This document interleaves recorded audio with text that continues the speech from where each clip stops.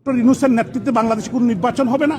নির্বাচন হতে হলে তত্ত্বাবধায়ক সরকারের আন্ডারে, তত্ত্বাবধায়ক সরকারের নেতৃত্বে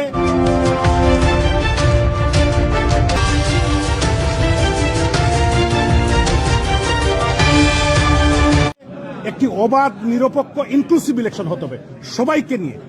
আওয়ামী লীগ নির্বাচন করতে চায়, আওয়ামী লীগ নির্বাচনমুখী দল। আমরা নির্বাচনের বিপক্ষ নয়, আমরা নির্বাচন করতে চাই। বঙ্গবন্ধু মেমোরিয়াল সোসাইটি ইউকে একটি নতুন সংগঠনের জন্ম হয়েছে। আব্দুল হালাল চৌধুরী সেলিম সভাপতি এবং সাধারণ সম্পাদক মুদাব্বির হোসেন সুনু সহ একটি নতুন টিম, তারা অত্যন্ত সুন্দর একটি অনুষ্ঠান করলেন এবং জাতির পিতা বঙ্গবন্ধু শেখ মুজিবুর রহমানের স্বদেশ প্রত্যাবর্তন 10ই জানুয়ারি উপলক্ষে একটি আলোচনা সভা, ডকুমেন্টারি তারা দেখিয়েছেন এবং একটি মনোজ্ঞ সাংস্কৃতিক অনুষ্ঠানের আয়োজন করেছেন। এবং প্রখ্যাত সাংবাদিক, 3 বাংলার প্রখ্যাত সাংবাদিক, 21-এর গানের রচয়িতা মরহুম আব্দুল গফফার চৌধুরী একটি কথা বলেছিলেন যে জাতির পিতা বঙ্গবন্ধু শেখ মুজিবুর রহমান বাংলাদেশকে দুবার স্বাধীন করেছেন। একবার 1971 সালের 16ই ডিসেম্বর বিজয় দিবস এবং 1972 সালের 10ই জানুয়ারি। বঙ্গবন্ধু যখন ইংল্যান্ড থেকে ইন্ডিয়া হয়ে বাংলাদেশে গেলেন, যাওয়ার পূর্বে ভারতের একটি সংবর্ধনায় উনি শ্রীমতী ইন্দিরা গান্ধী, তৎকালীন ভারতবর্ষের প্রধানমন্ত্রী, উনি জিজ্ঞাসা করেন আপনার জন্য আমি কি করতে পারি।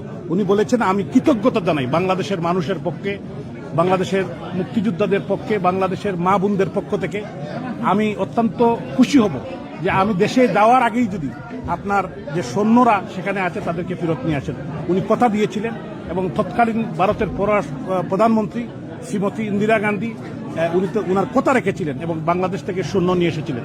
পৃথিবীর কম রাষ্ট্রই যে মিত্রবাহিনী বা যৌথ বাহিনী যখন কোনো দেশের যুদ্ধ অবস্থায় যায় তখন ফিরে আসে না তৎকালীন। তো এটা সম্ভব হয়েছিল জাতির পিতা বঙ্গবন্ধু শেখ মুজিবুর রহমানের কারণেই, ওনার দৃঢ়তা, ওনার ডায়নামিক লিডারশিপের কারণে। আপনার কাছে একটা প্রশ্ন ছিল, আমরা দুদিন হয়ে মিডিয়াতে দেখছি যে নির্বাচন হবে না এরকম কিছু বিবৃতি আপনার গিয়েছে। এই যে নির্বাচনটা হবে না এরকম কোন ধরনের কোন যুক্তি বা কোন সূত্র কি আপনার কাছে আছে? দেখেন রাসেল, আমি একটি কথা বলতে চাই যে বাংলাদেশের 18 কোটি মানুষ নির্বাচন চায়। আওয়ামী লীগ একটি বিশাল রাজনৈতিক সংগঠন, যে সংগঠনের নেতৃত্বে বাংলাদেশের স্বাধীনতা, সার্বভৌমত্ব আমরা পেয়েছি। সেই আওয়ামী লীগকে বাদ দিয়ে, 57% মানুষকে বাদ দিয়ে এবং এরপরে যে আমাদের যে জোট আছে এদেরকে বাদ দিয়ে বাংলাদেশে কোনো সুষ্ঠু, অবাধ, নিরপেক্ষ নির্বাচন করা সম্ভব নয়। কিন্তু আমরা কি দেখতে পাচ্ছি, বর্তমান জবরদখলকারী এই যে ডক্টর মোহাম্মদ ইউনূস, যিনি চিফ অ্যাডভাইজার, উনি একটি তামাশার নির্বাচন করতে চাচ্ছেন, একতরফা একদলীয় নির্বাচন করতে চাচ্ছেন বা 2 দলীয় নির্বাচন করতে চাচ্ছেন। আমি বিশ্বাস করি ডক্টর ইউনূসের নেতৃত্বে বাংলাদেশে কোনো নির্বাচন হবে না। নির্বাচন হতে হলে তত্ত্বাবধায়ক সরকারের আন্ডারে, তত্ত্বাবধায়ক সরকারের নেতৃত্বে একটি অবাধ, নিরপেক্ষ, ইনক্লুসিভ ইলেকশন হতে হবে সবাই